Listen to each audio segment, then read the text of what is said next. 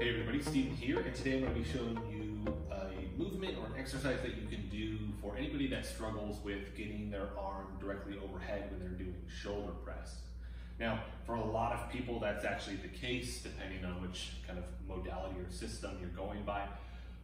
And what I mean by that is for a lot of people, as they raise their arms up overhead, and they try and bring their arms directly up overhead, in order to do that, because the shoulder is so tight and restricted, they lack flexibility and mobility.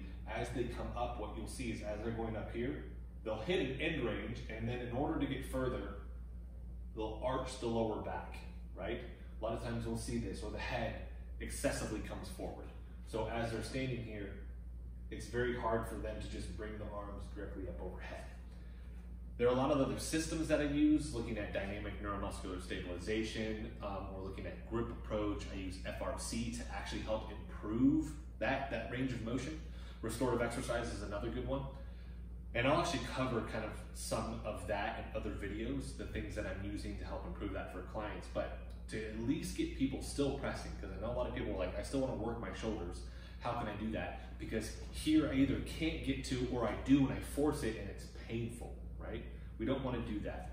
I always think of Greg Cook and the FMS, the Functional Movement Screening System. And the quote I love from him is, we never add load or layer load on top of dysfunction. If I'm having trouble getting here, right? And a lot of times you'll see it with a bend in the elbow, or the shoulder hikes in order to get here. If you can't do that, why am I gonna put a ton of load on that, right? I don't wanna do that, I'm just asking for an injury. So what we do is we actually can do a landmine shoulder press here. Now I have the attachment off the dumbbell rack here, which you might not actually be able to see. It's kind of tucked behind there. But I don't actually need that. I can do this on the floor, okay? So even though it is stuck in there, I could pull this out and I could just leave it on the floor, right? Some people stack them up against the wall. I wouldn't recommend that if you don't have the attachment, because what the barbell is gonna do is it's gonna slowly dig into that drywall. But once I'm here, okay, I'm gonna have a split stance. I'm using my left arm on this, so my left leg is back. My right one is forward. I'm stacked straight to this as well, meaning my pelvis is lined forward and I'm not in rotation. I don't want to be rotated and then trying to press with this, okay? Especially when starting out. Now you start getting more advanced, we can look at that. But here, you'll notice that I have a slight lean to me, right? I don't want to be necessarily directly up, right? Slight lean just to counter some of the weight, and it puts me at a little bit different of an angle. Once I'm here, my hand is stacked with my shoulder, meaning I'm not like this, right? That's just pulling on my front delt, my bicep. And I don't want to be like this because it's pushing my shoulder back, right?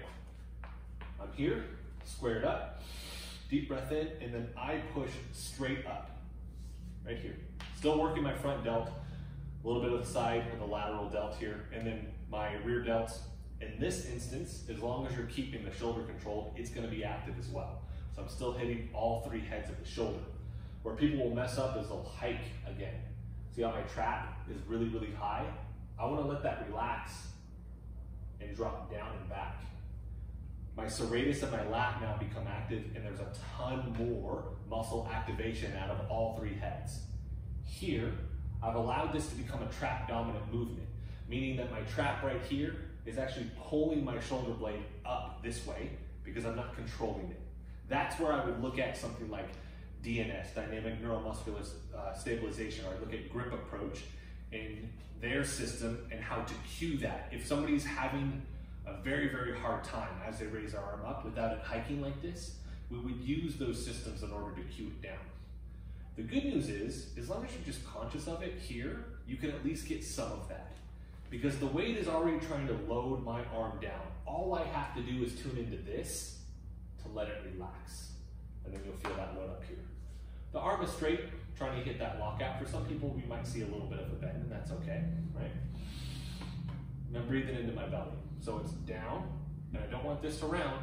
Look at the shoulder, right? Trap came up again. I want it pulled back. So I want my shoulder retracted, not protracted, and I'll come straight up. And that is the movement. Neutral with my head. I'm not leaning my head back. I'm not bringing it way far forward. A lot of the things that I see with an overhead press I can correct here, which is why I like this movement. I can be a good, clean line. I don't have to like tilt my lower back in order to hold the position, okay? I could also grab onto both and I could come straight up here, which is working more of the front delt, the front part of the shoulder, and actually my chest now. So here's another movement that I could do directly from the middle of my chest, up. Notice I'm not going like this, I'm not tilting my back. Matter of fact, I'm kind of tucking my pelvis just a little bit. Up, down. So this is gonna work front delt and then inner pack as well. So bonus movement. So that is it. That is the landmine press, right? All you need is a barbell with that.